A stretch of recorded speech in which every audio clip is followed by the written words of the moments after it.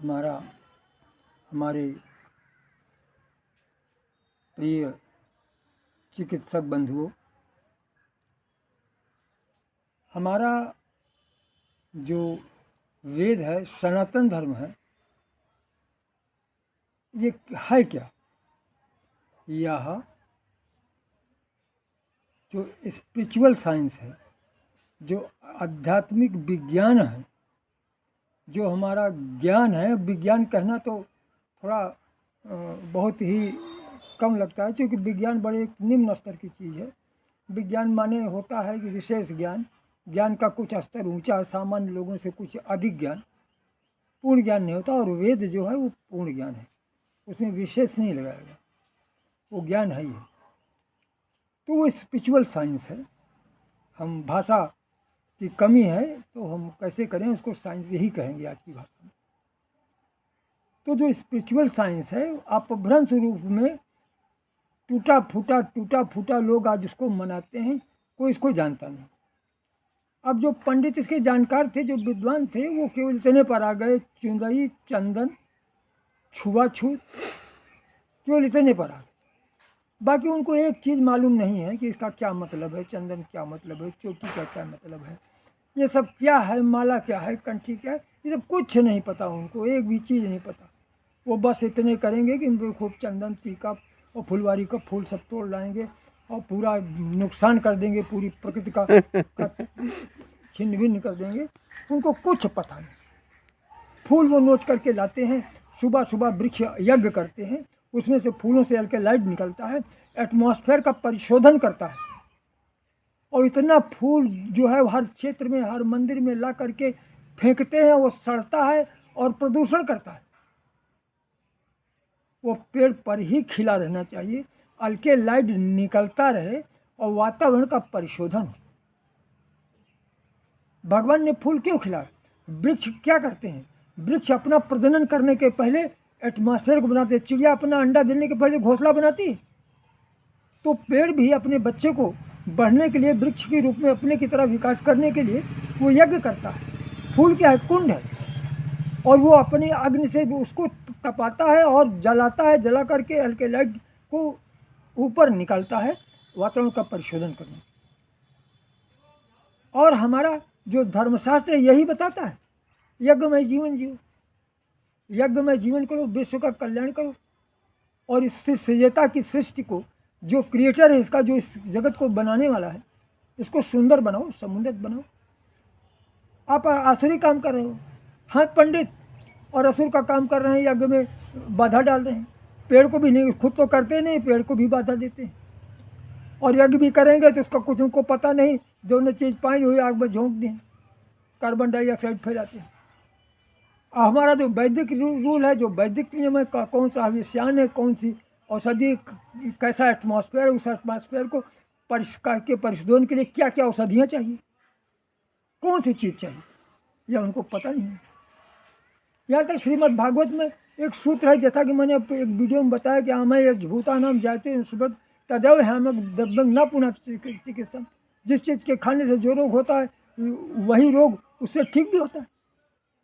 हमारे यहाँ बलिवैस हवन होता था, खाना बनने के बाद आग में डाला जाता था और वो खाना जल जाता था। खाने वाले को खाने के बाद उसी में से भस्म दिया जाता था, और थोड़ा थोड़ा भस्म सब लेते थे। जानते हो क्या करता था?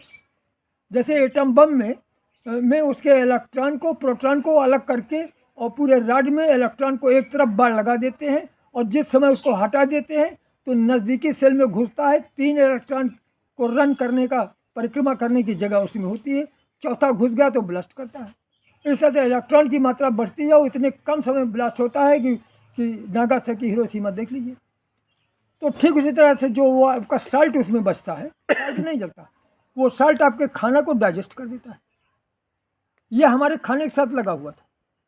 अब आज क्या करती है महिलाएं? बस एक रोटी डालेंगी तवा पर और निकाल करके बहुत सारी की फेंक देगी। हमारी माँ वगैरह सब करती थी, उनको कुछ पता नहीं था, लेकिन आज की महिला तो ये भी नहीं करती। तो ये हमारा वैदिक रूल था कि पहले ईश्वर को दीजिए, पहले अग्नि देवता को दीजिए, खिलाइए। तो अग्नि देवता को देने का मतलब है कि जब अग्नि को दोगे तो उसका साल्ट जो है वो बचा देगा, बाकी उसका जो भौतिक तत्व है उसको जला देगा। और जब उसको खाओगे तो वो खाना आपका अमृत हो जाएगा, पच जाएगा। उसी को भगवान का प्रसाद कहते थे।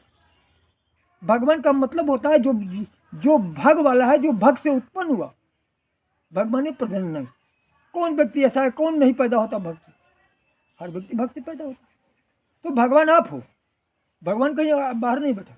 ये सृष्टि, ये सृजता, ये मनुष्य, ये सब भगवान है। ये जितने जीव जंतु ये सब भगवान है। तो हमारे यहाँ अभ्रंश रूप से चोटी आपके हेड से अल्फा थीटा बीटा डेल्टा तरंगें निकलती हैं।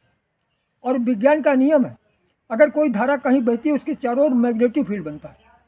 और उस मैग्नेटिक फील्ड को अगर कॉइल बना दीजिए, मोटर कैसे चलता है, आपका पंखा कैसे चलता है, उसमें कॉइल बना देते हैं, विद्युत दौड़ाते हैं, तो मैग्नेटिक फील्ड बनता है। स्टेटर रूटर के बीच में कशिश पैदा हो जाती है, मैग्नेटिक फील्ड पर मोटर चलती है। तो आपके हेड से अल्फा थीटा बीटा डेल्टा ये तरंगें निकलती हैं। वो आपकी भाव तरंगें, आपकी विचार तरंगें, 4 तरह की हैं और 4 से ज़्यादा नहीं हो सकता।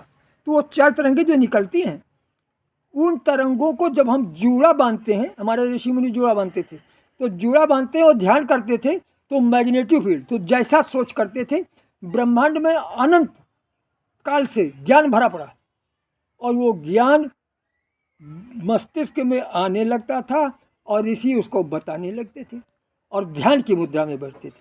आप भी बैठिए, बाल बड़ा कर लीजिए और बैठ के देखिए, एक्सपेरिमेंट कीजिए। इसीलिए लड़कियाँ पुरुष से ज़्यादा इंटेलिजेंट होती हैं। क्यों? बाल उनके बड़े होते हैं। जाने अनजाने किसी भी समय वो अपने जूड़े को बांधती, नहाया तभी बांध दिया, जानती नहीं। लेकिन वो मैग्नेटिक फील्ड बनाने के लिए होता है। जूड़ा बांधी रहती है, देखिए उसकी लाइट दिख लीजिए, जो जूड़ा जिसमें बांधती है उस समय उसके चेहरे फेस की लाइट। लड़कियां पढ़ने में तेज भी होती हैं और लड़कियां पढ़ने में तेज होती हैं, इंटेलिजेंट होती है। उसका कुल कारण है कि बाल उनके बड़े हैं और वो जूड़ा बांधते हैं, किसी न किसी रूप में वो कॉइल बनाती हैं और कॉइल मैग्नेटिक फील्ड बनाता है। अंतरिक्ष में चूंकि अक्षर कभी नष्ट, अक्षर का अर्थ ही होता है जो विनष्ट नहीं होता, सूक्ष्म से सूक्ष्म, और जो चीज़ अधिक सूक्ष्म होता है अधिक पावरफुल रहता है, तो उसको खींचने का जरिया था। इसीलिए गुरुकुल में बच्चों के बाल नहीं कटाए जाते। ये हमारी साइंस थी। हमारा वेद झूठा नहीं है।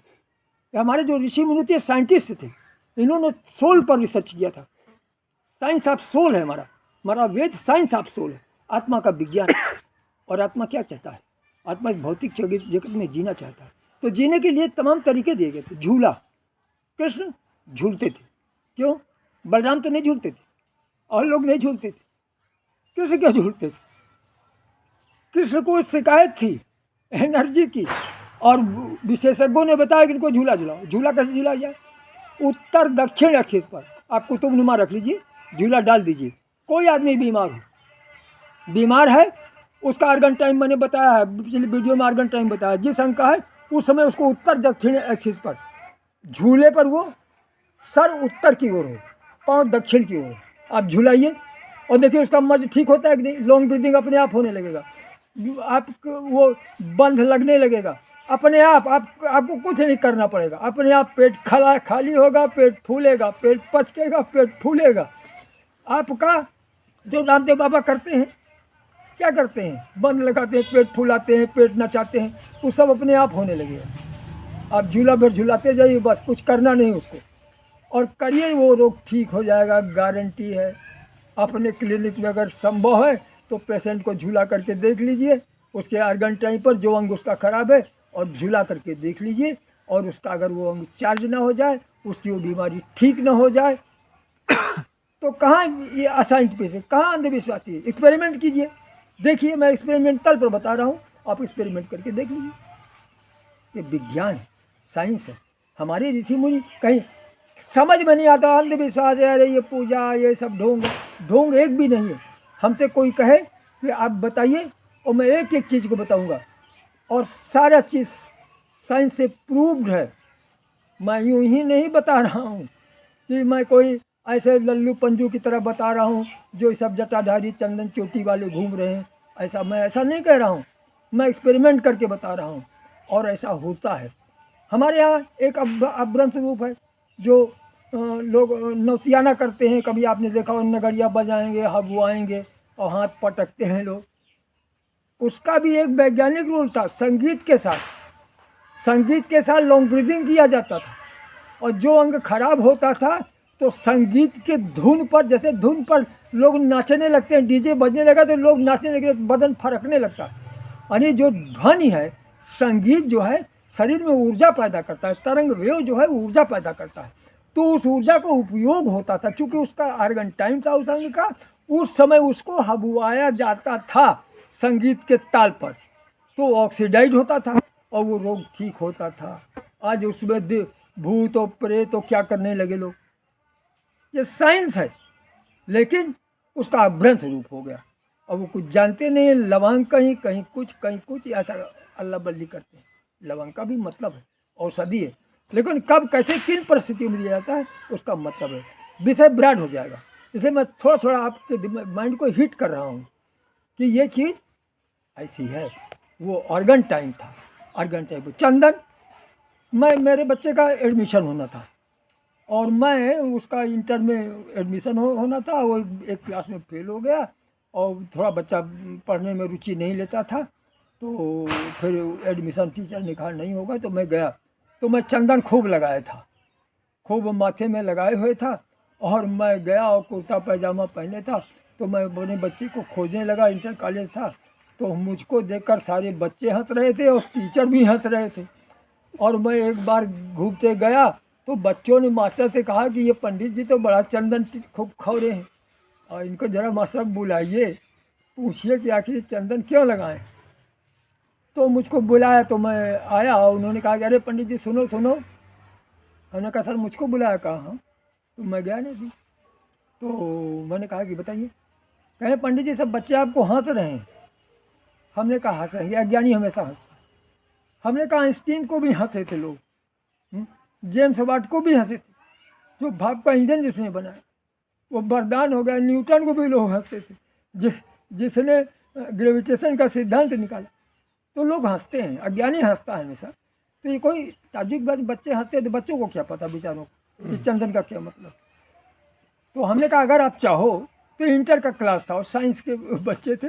हमने कहा अगर आप चाहो तो हम बता सकते हैं चंदन के विषय में, आप जानकारी कर लीजिए।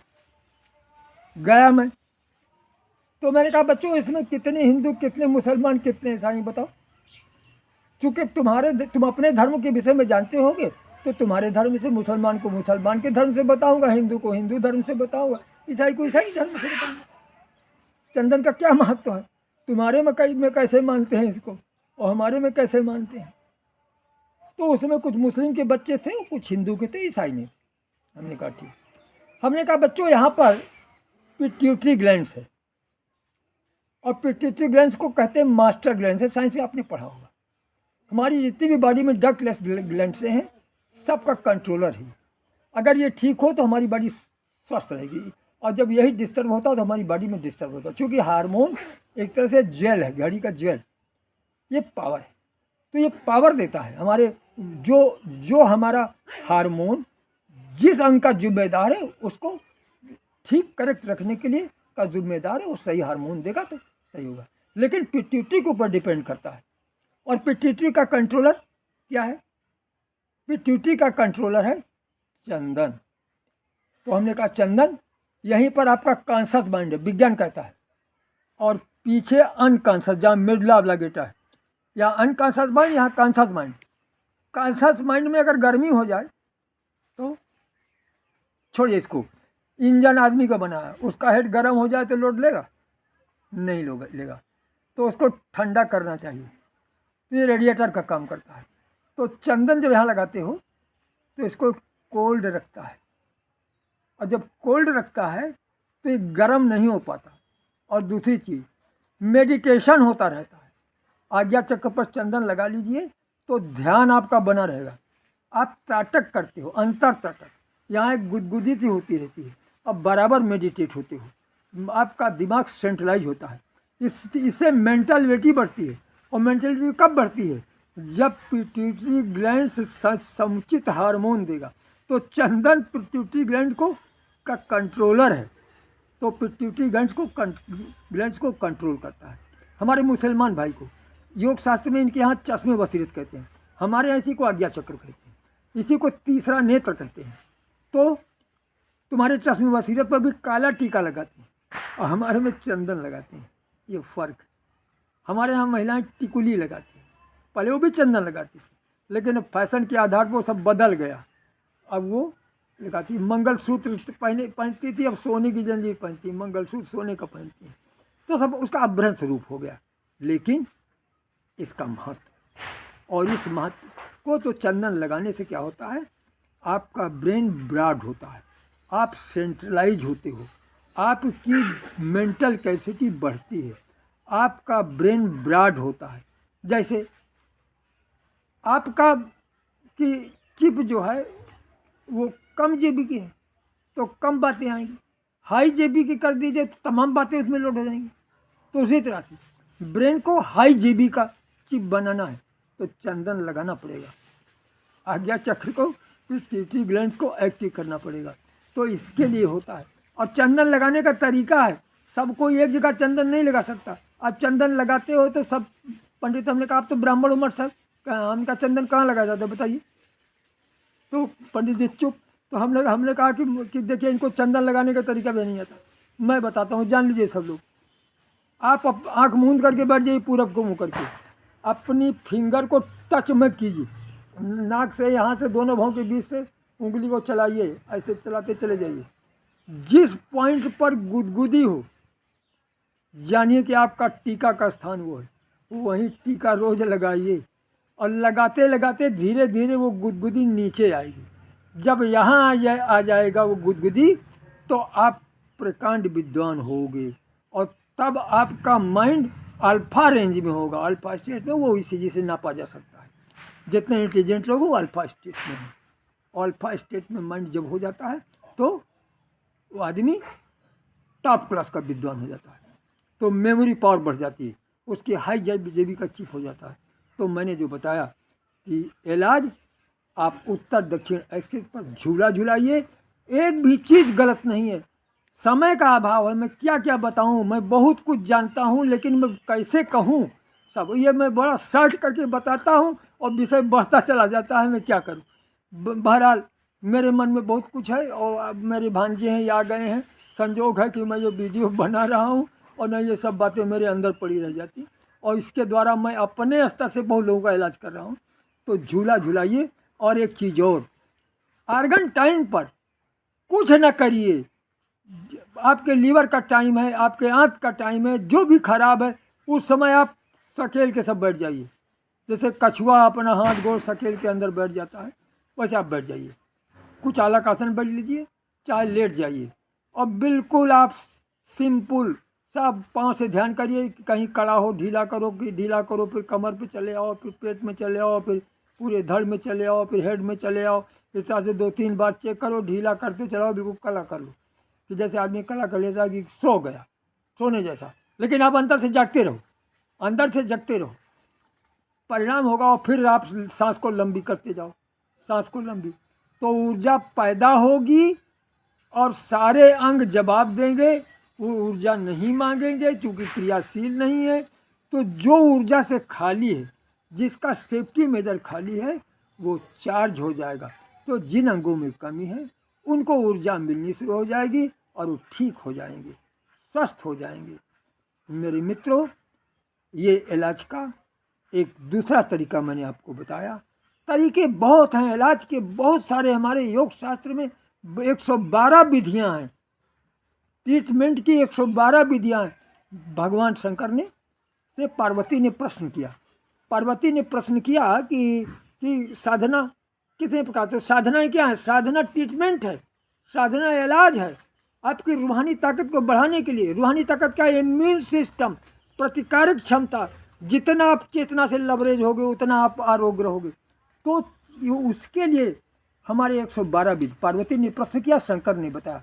भैरव तंत्र एक किताब है, वो 112 विधि है चिकित्सा की, और 112 विधि का मुझको पता है, और मैं 112 विधि का अच्छा विश्लेषण करता हूँ, वो साइंटिफिक उदाहरण दे करके। लेकिन अब चूँकि 10 मिनट 5 मिनट का तो वीडियो ही बनाना है, तो क्या करूँ, मजबूर हूँ, जल्दी जल्दी कुछ कह जाता हूँ, जल्दी जल्दी में कुछ छूट भी जाता है। बहरहाल ये कि आपने जाना कि ध्यान जिसमें कुछ नहीं करना, केवल सांस गहरी लेना, शरीर को ढीला छोड़ना, आर्गन टाइम पर अपने उस अंग का, वो रोग ठीक हो जाएगा। दूसरी चीज़, आप झूला झूला सकते हो। तीसरी चीज़, आप नौतियाना संगीत पर उसको प्राणायाम करवा सकते हो, लॉन्ग ब्रीदिंग करवा सकते हो, जिसको हबुआना कहते हैं। तीसरी चीज़, परिक्रमा, लोगों को देखा मंदिर की परिक्रमा करते हैं, कहीं पीपल की परिक्रमा करते हैं। मैं इनके यहाँ अपने भांजे के यहाँ, वहाँ मेरा क्लिनिक था, और उस समय पूरे क्षेत्र में खुजली पैदा हुई थी, और मेरे दिमाग में आया कि आज मैं इसको दवा नहीं करूँगा, क्योंकि दवा जो है सेवलान 12 वगैरह देते थे, वो जो कुत्ते के मिल्क से बनता है उसको देते थे, और बेंजोल लगाने को देते थे, 2 दिन ठीक रहे फिर हो जाए, ठीक नहीं होती थी। मैंने उसमें एक तरीका निकाला कि सूरज के सामने धरती घूमती, अपने धुरी पर घूमती है, परिक्रमा करती, और मैंने वैसे छत पर धूप में कपड़ा उतार के घूमना शुरू किया। उसी दिन से खुजली खत्म होना शुरू हुई, और 3 दिन मैंने किया, खुजली सूख गई। मुझको भी होता है, मेरे बच्चों को सबको नचा दिया, सबकी ठीक हो गई। फिर मैं लेहड़ी एक इंटर कॉलेज है, वहाँ गया, वहाँ एक फंक्शन किया मैं, वहाँ कैंडी जला करके गायत्री मंत्र बोल करके प्रोग्राम किया, और मैंने वहाँ स्कूल में बताया और घूम करके बताया, और जितने ठीक करके सबको खुजली थी सबको, और सबके सब ठीक हो गए इसी घूर्णन क्रिया से। तो मेरे भाई, ये सब चिकित्सा है, इसका वैज्ञानिक मतलब है। अब इन्हीं बातों से मैं अपनी वाणी को विराम देता हूँ, क्योंकि बहुत बड़ा हो जाएगा, बताऊँ तो फिर बहुत बड़ा हो जाएगा। क्या करूँ, मजबूर हूँ, कहना बहुत चाहता हूँ। मेरे भांजे कल चले जाएंगे, मन की बात मन में रह जाएगी। बहुत अफसोस है मुझको कि ये ज्ञान मेरे सारे जीवन का सब मेरे साथ चला जाएगा। बहरहाल कुछ तो कल्याण होगा। आपका मामा जी सेमिनार हम करेंगे, बीच में करवाएंगे आपका सेमिनार। ठीक ठीक, तो बहुत आपके पास जितना अथाह नॉलेज है, हम इससे अपना समाज को भाग्य समझेंगे जी जी कि मेरा ये ज्ञान बेकार न जाए। जी और मामा एक एक विषय को उठाइए, जिस विषय को आप कहोगे, जी। दुनिया के किसी एक विषय को उठाओगे। मैं साइंटिस्ट भी हूँ, मैं चिकित्सक भी हूँ, मैं आध्यात्मिकविद भी हूँ। आप किसी भी धर्म के विषय में, किसी भी साइंस के विषय में पूछोगे, मैं टॉप क्लास का विषय करूँगा। लेकिन विषय जब एक रहेगा तो मैं उसको व्यापक बताऊँगा, सुनने वाला चाहिए। इन्हीं बातों से मैं अपनी वाणी को विराम देता हूँ, और सबके हृदय में बैठे उस परम तत्व को मैं नमन करता हूँ।